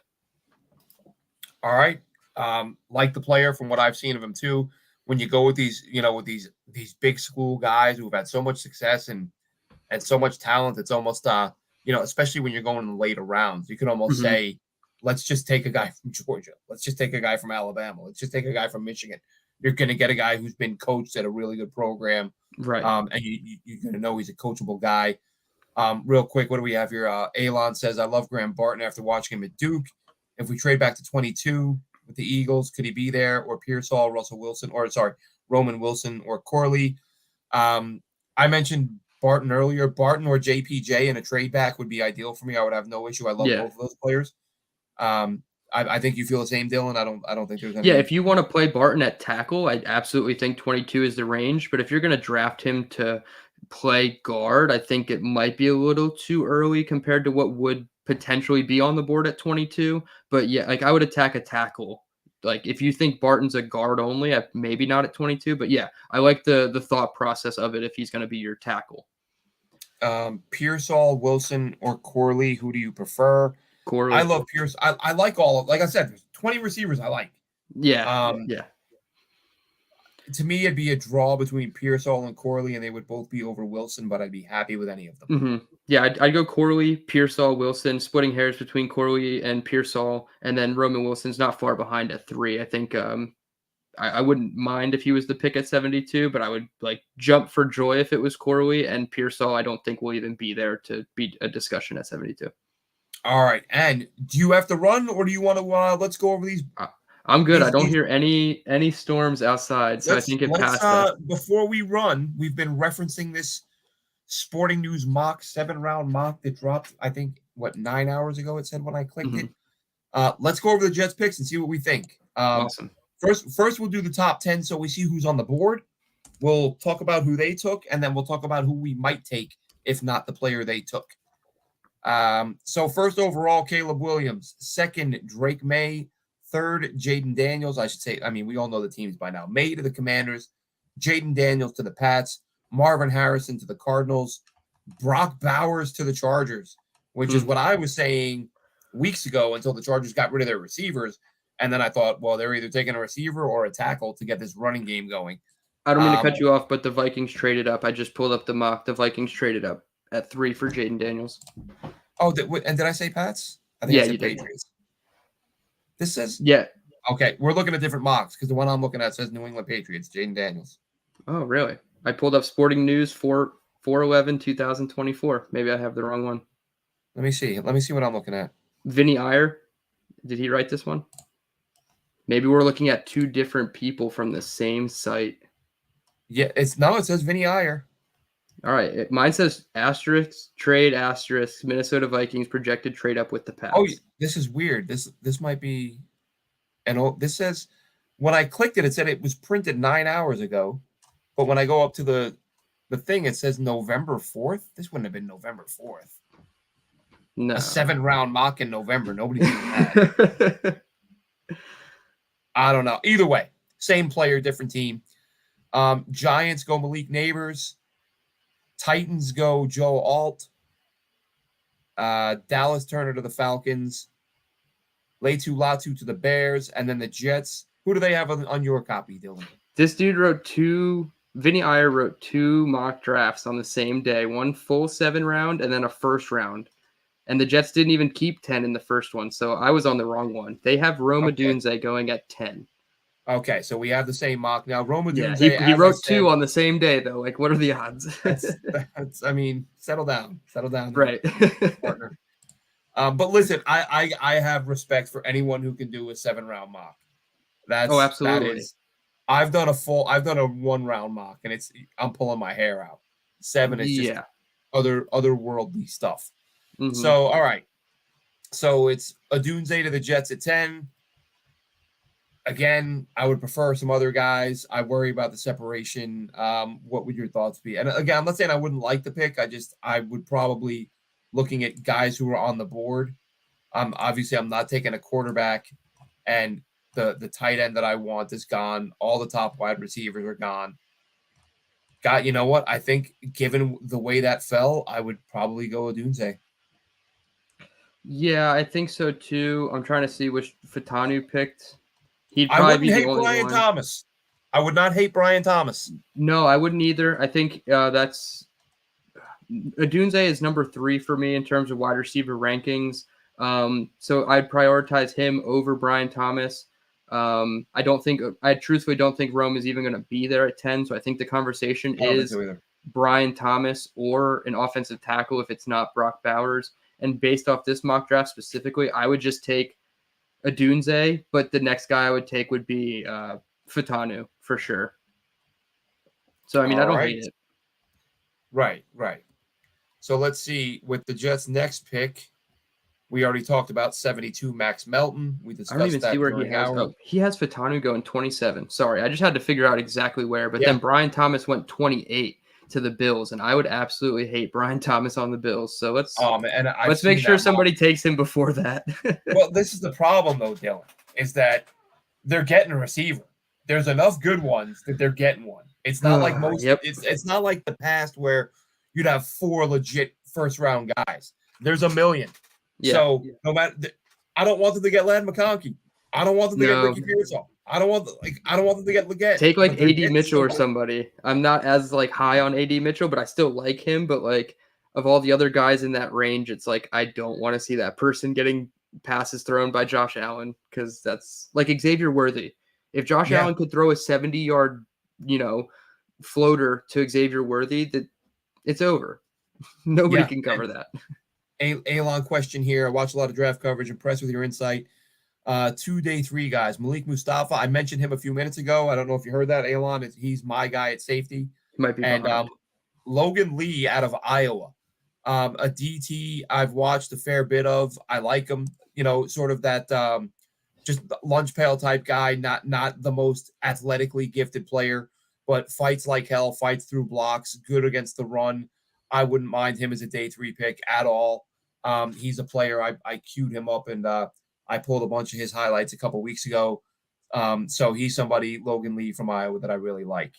I was going to say, I don't really have a ton of thoughts on Logan Lee other than Iowa defensive linemen seem to translate well to the NFL level. And Malik Mustafa, you kind of said everything that I would say about him when you previewed him before.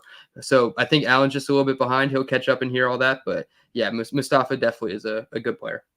Yeah, I was going to the problem is, Dylan, I now have about 50,000 different files with draft highlights on them. Mm-hmm. And I've gotten it somewhat consolidated. I think I've got some Logan Lee here. Let's take a quick look. Okay.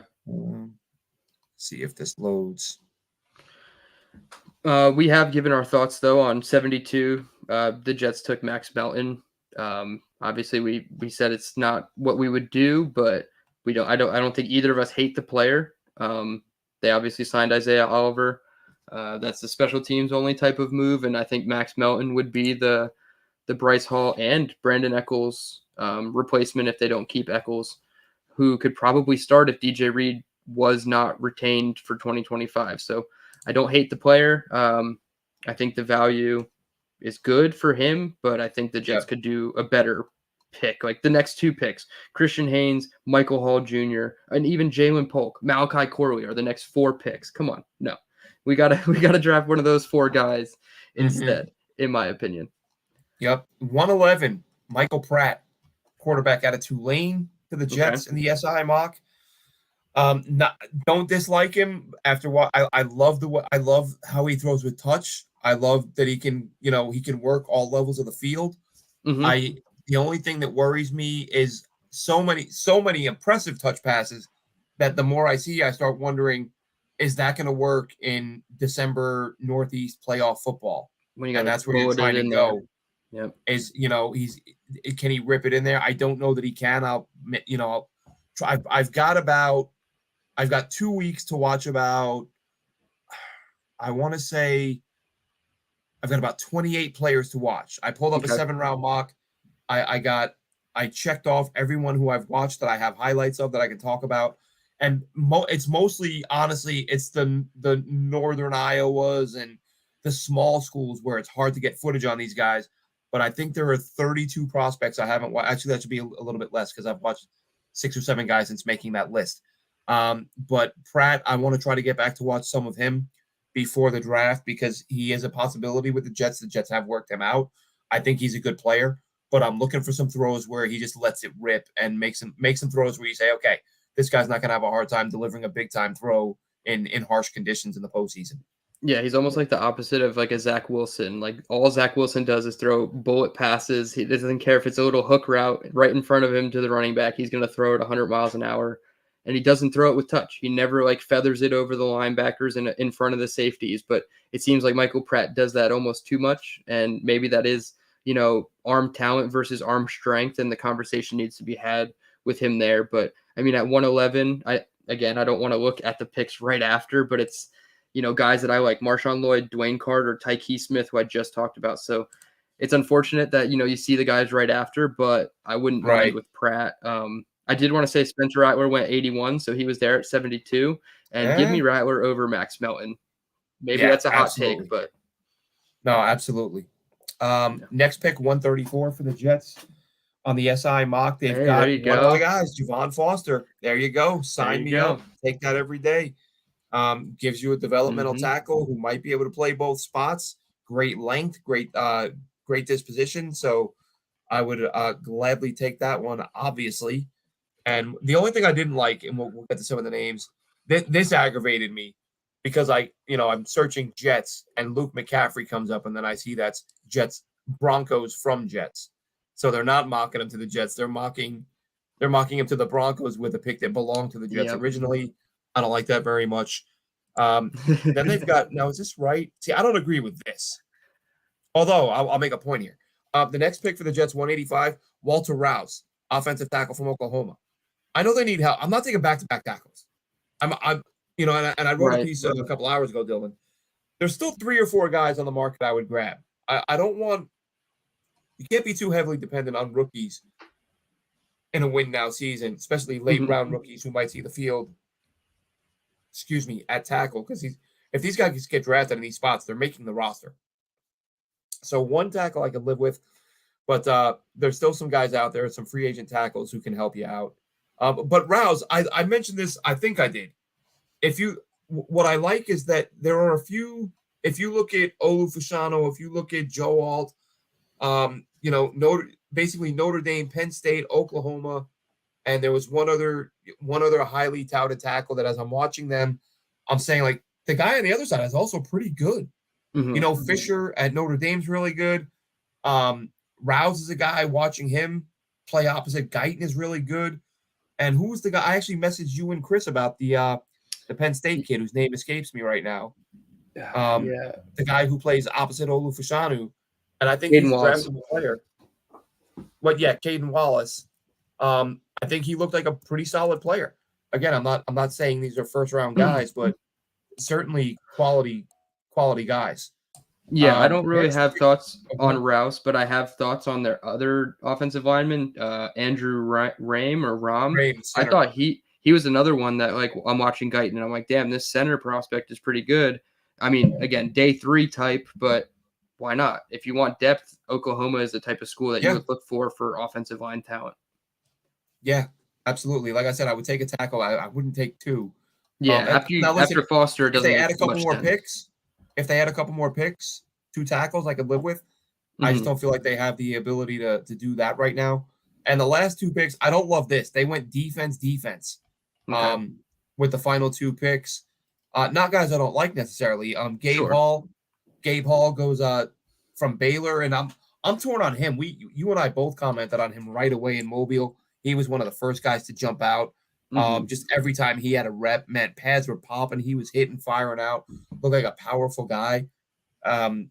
I didn't see it on his film though. Like, I thought his Senior Bowl was different than what I saw on his film. So, which happens I mean, sometimes, right? Exactly. Sometimes. And maybe he's just having a good week, and that's going to translate more to like his process of learning the game of football, obviously. But I mean, 256 from what we saw in Mobile, that's good value. Obviously, you could disagree with the player or the pick there, but I think that the value is definitely worth it. And then last and not least, Zion Tepuola Fatui, another Washington player. Watched him actually a couple weeks ago. He was actually one of the guys I hadn't watched, who I had to get spun up on and pull some highlights. So I watched him a week or so ago. Good player, not a bad guy to take him. I do like the idea of an edge at some point in this class, not early on, but just because we know the Jets are going to run them out there, and I feel like it's inevitable that they will take one. Even if it's developmental type, but not don't love the mock, don't hate it. Looking at what they took and what was out there, I would have gone in a different direction in some spots. But listen, these are all just fun. We're all just guessing. Even if you guess them all right, some of them are going to bust and you're going to be wrong anyway. So, exactly. Doesn't really matter. So I've seen people say, I'm tired of people talking about how good the Jets are going to be. Wait, do it on the field. Prove it on the field. What are we supposed to do? Yeah. Shut it down with like season ends. All right, we'll see you next season with the podcast, folks. We're not going to talk about football until September because that's when the Jets play again, and the only thing that matters is the on-field results. Like, I get that, but we're still going to have conversations. That's what being a fan is, Yeah. I don't talk. I want action. I want to see results. Well, there's no games till September, so what's the alternative? Yeah, I'm not going to tell anybody how to fan, but like this is the time of year when you and I like watching the draft stuff, being so like knee deep in this stuff. Like, we appreciate this time of the off season when we can take a break from breaking down all 22 of a loss, where we don't score another offensive touchdown, or like we get excited about this stuff. And if you can't be hopeful from February to August about your team, like you said, why are we even up here doing this podcast? I think that we're doing, a service to a lot of these people who like they want something to keep them going to the season. Like I tune into all these podcasts because I can't wait till September. Yeah. I want to hear everybody's thoughts and projections, and that's what they all are at the end of the day. They're projections, and we're just we hope that everybody stays healthy and the Jets make the playoffs. Of course, like but we're not going to sit here and be like, oh, no, it's all going to go to shit. We're going to be 7-10 again, and 4 players are going to get hurt on IR by the bye week. You know what I can't believe? I still, and this was a JetNation thing the other day. I started a thread. Brian Baldinger, did a list of who he thinks the my info is asking about Spencer Rattler. We touched on him earlier. We both love him. Both love the idea of the Jets taking him. We're both just a little bit concerned he will be off the board before 72, which I am quite confident he will be. But yes, we both love that idea. But yeah, Brian Baldinger ranked the top teams in the AFC, top 5 or top 10. Currently as they stand after the offseason and free agency. and he's got the Jets as the number 3 team in the AFC. Okay. The number of people who were angry about that and like, oh, I don't care. Enough talk. Enough that. So what? They haven't proven anything. They're like, can we not have a conversation about the moves? Right. Are we just going to pretend they didn't do anything? And that's the thing. If they didn't do anything, the same people would be complaining. They're not trying to get better. All right, hey, look, they tried to get better. I don't want to talk about it. Like, Jesus Christ, man. Like, and maybe 3 is like logging onto a message board to tell everyone not to talk about football. Right. And maybe 3 is like their ceiling projection. And I know Baldinger, he does a lot of work for the Jets and other teams as well. But yeah, I feel like he's very in tune with the Jets and what they do. And I don't know, the way he talks about this team, you kind of believe it. Like you see his breakdowns and like the JFMs and the Quinnen Williams and obviously the Bryce Huffs that we're now going to have with Hassan Reddick. But like it could be the third best team in the 100%. AFC. If Rodgers plays 17 games, obviously other things could happen to derail the season. Right. But if Rodgers plays 15 games, I was going to say 14, 15 games. There's no way this team is not making the playoffs. Like I just feel so confident in just that alone because he got so close in a bad year with a far less talented overall roster in 2022 with the Packers. Our defense is much better than their defense, and our offense is on par with what they had in 2022. So if he can't make it work, I mean, what are we doing here? Yeah, I think this is, unfortunately, I joked during the Adam Gase years, but it's felt true for a few years since then that for Jets fans, the worst part of the year is football season. Like all the rest of the year, you can lie to yourself and think, oh, maybe this will get better. And deep down, I'm not. And I've even said, like, as I sit here and say, I think this roster is insanely talented. I am making no predictions until I see some growth from the coaching staff. You know what I mean? But on paper, like, this will be another argument or another discussion for another time. But people, like, if you look at this roster and you're like, oh, if you don't make the playoffs, you got to fire Joe Douglas. Like, this is a monster roster.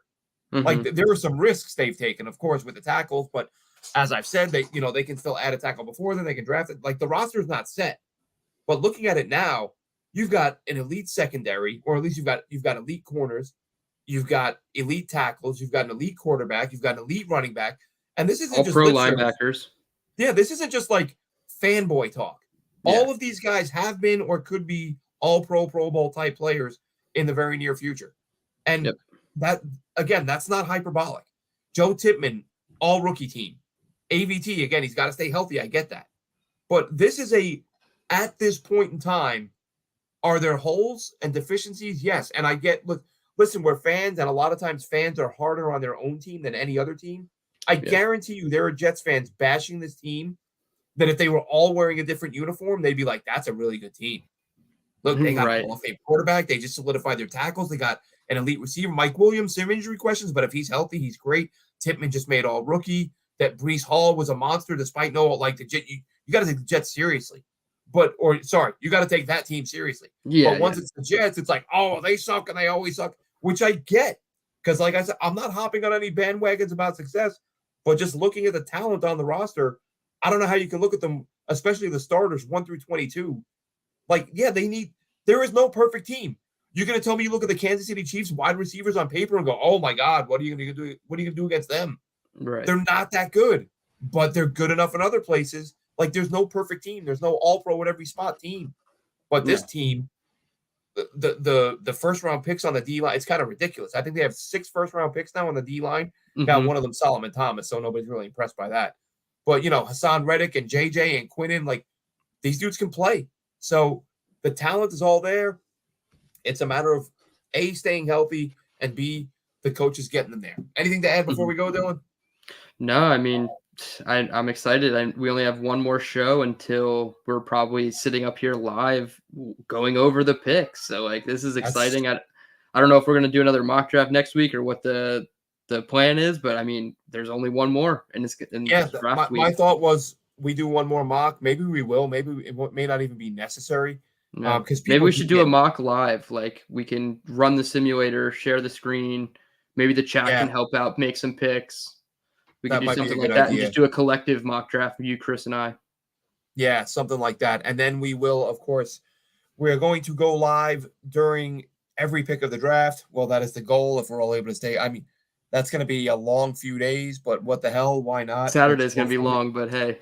You might hear my kids and their little British accents in the background because they were actually upset. I told them, I was like, oh, we're going to do, I mentioned to my wife, I was like, oh, just so you know, during the draft, we're going to try to do all 3 days. She thought I was kidding. And then the kids were like, oh, we can't. They watched it with me last year. They're like, we can't watch it with you. I was like, you can, I'll shout in the picks to you and we'll work something out. But yeah, so we might hear them. Be but exciting. yeah, let's see. All right, Dano, thanks for entertaining me while I grocery shopped. I hope you got everything you needed. Goddamn inflation is killing everybody. I got like 3 bags worth, 3 bags the other day. It was like $85. Yep. I was like, come on, man. I didn't buy gold. Nope. Got some beef jerky, some milk, No, $85. Yeah. Ridiculous. All right, I'm out of here. Gonna go watch some more college games. What do I have on now? I don't even know. Alabama, Arkansas. Playing on right now. Have a good one, Jets fans. Dylan, we'll catch you next week. Mock and then it's draft time after that. Have a good one, Jets fans.